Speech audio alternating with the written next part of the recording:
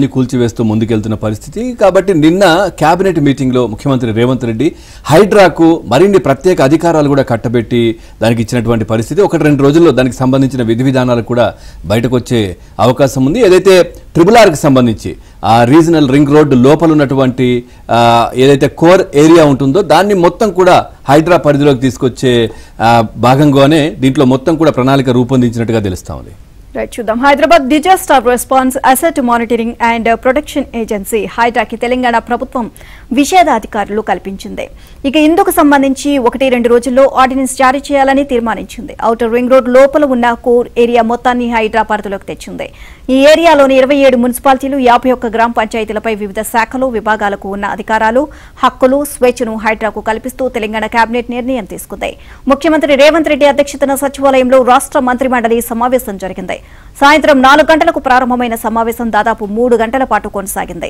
ఈ సమావేశంలో హైడ్రాకు అధికారాలు కల్పించడంతో పాటు అదనంగా అధికారులు సిబ్బందిని డిప్యుటేషన్ పై ఇవ్వాలని మంత్రివర్గం నిర్ణయించింది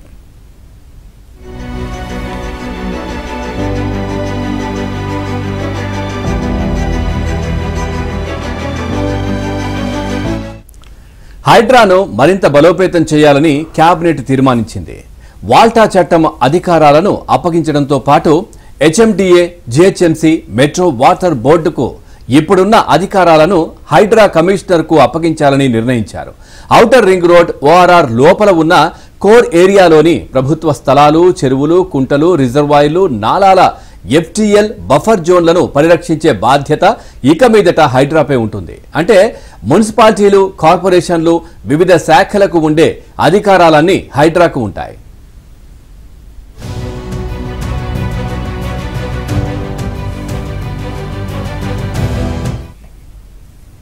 ఓఆర్ఆర్ లోపలి కోర్ అర్బన్ రీజియన్లో జీహెచ్ఎంసీతో పాటు స్థానిక సంస్థలు గ్రామ పంచాయతీల్లో న్యూ హైడ్రా కమిషనర్ కు అధికారాలు కల్పించేలా చట్ట సవరణ చేయాలి అని కేబినెట్ నిర్ణయించింది కోర్ అర్బన్ సిటీలోని చెరువులు కుంటలు ఆక్రమణకు గురికాకుండా సీసీ కెమెరాలతో నిఘా పెట్టి ఇంటిగ్రేటెడ్ కమాండ్ కంట్రోల్ సెంటర్ కు అనుసంధానం చేయాలని నిర్ణయించారు ఇక హైడ్రాకు 169 మంది అధికారులు 946 మంది అవుట్ సోర్సింగ్ ఉద్యోగులను వివిధ శాఖల నుంచి డిప్యుటేషన్ పై పంపాలి అని తీర్మానించారు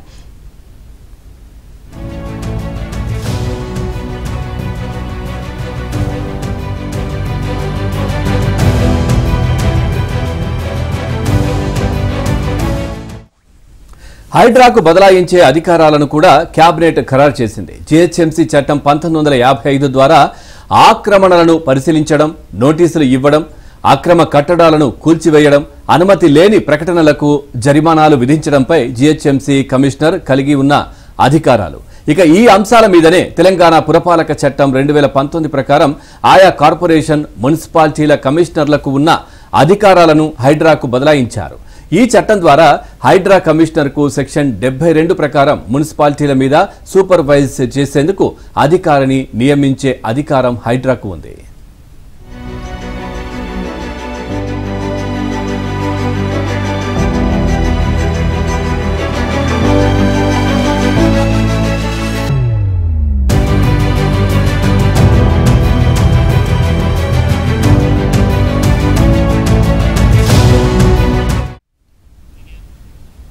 హైదరాబాద్ సికింద్రాబాద్ సైబరాబాద్ తర్వాత 4వ నగరంగా అభివృద్ధి చేయనున్న ఫ్యూచర్ సిటీ న్యూయార్క్ ను తలదన్నేలా ఉంటుంది అని మౌలిక వసతులు చూసి ప్రపంచ దిగ్గజ కంపెనీలు పెట్టుబడులకు బారులు కడతాయని ముఖ్యమంత్రి రేవంత్ రెడ్డి చెబుతున్నారు ఆయన కలల్ని నిజం చేసే దిశగా 13,972 ఎకరాల్లో అన్ని సౌకర్యాలతో నగర నిర్మాణానికి అధికారులు ప్రణాళికలు రూపొందిస్తున్నారు యువతకు పెద్ద ఎత్తున ఉపాధి అవకాశాలు కల్పించాలి అన్న ప్రధాన లక్ష్యంతో ప్రణాళిక సిద్ధమవుతోంది ఇక సేకరించిన భూమిని 4 జోన్లుగా విభజిస్తారు ఇందులో విద్య ఎలక్ట్రానిక్స్ ఔషధ పరిశోధన పర్యావరణ పర్యాటకం జోన్లు ఉంటాయి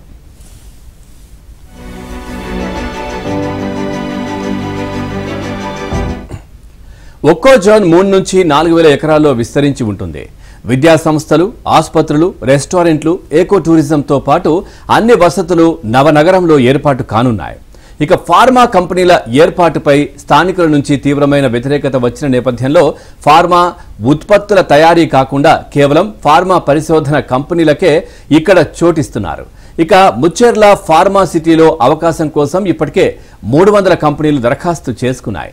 వాటిలో పరిశోధనలు చేసే కంపెనీలకు ఇక్కడ చోటిస్తారు. మిగతా కంపెనీలకు రాష్ట్ర వ్యాప్తంగా 10 చోట్ల ఏర్పాటు చేసే ఫార్మా విలేజ్ క్లస్టర్లో అవకాశం ఇస్తారు.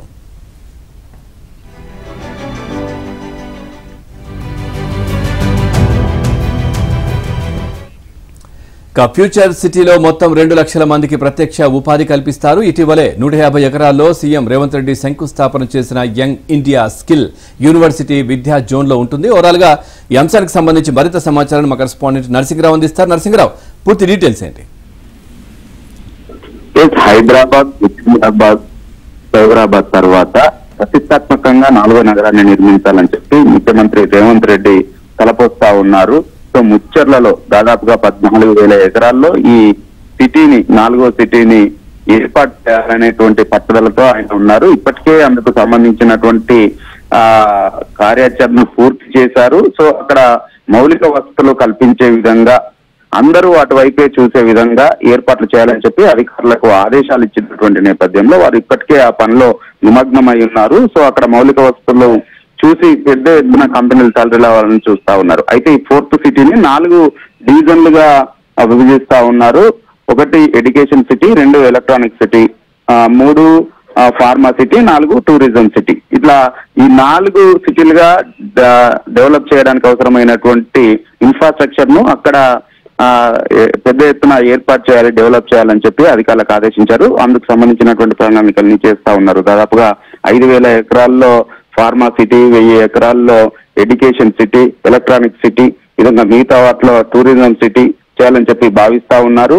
సో ఇప్పటికే అక్కడికి పెద్ద ఎత్తున కంపెనీలు రావడానికి కూడా సుముఖంగా ఉన్నట్లుగా తెలుస్తా ఉంది. పెద్ద ఎత్తున కంపెనీలు కూడా ఫోక్స్కాన్ వంటి కంపెనీని కూడా ఇప్పుడు అందులోనే ఏర్పాటు చేయబోతున్నారు. అందుకు సంబంధించి అగ్రిమెంట్స్ కూడా అయిపోయాయి. అంతేకాకుండా 1000 ఎకరాల్లో జపాన్ కంపెనీ అయినటువంటి పార్క్ కంపెనీ కూడా అక్కడికే రాబోతా ఉంది. ఇలా ఎలక్ట్రానిక్ సిటీ, అంతేకాకుండా ఇటు pharma city, tourism city, education సిటీని అక్కడ డెవలప్ చేయబోతా ఉన్నారు. సో అందుకు సంబంధించినటువంటి ప్రణాళికలన్నింటినీ కూడా అధికారులు సిద్ధం చేస్తా ఉన్నారు. సో ఇక అందరి దృష్టిని ఇప్పుడు ముచ్చర్లలో ఏర్పాటు చేయబోతున్నటువంటి ఫార్మా సిటీ వైపే చూస్తుంది అనేటువంటి మాటనైతే అధికార వర్గాలు చెప్తా ఉన్నాయి. Pawan, thank you Narasimharao, thanks for the updates.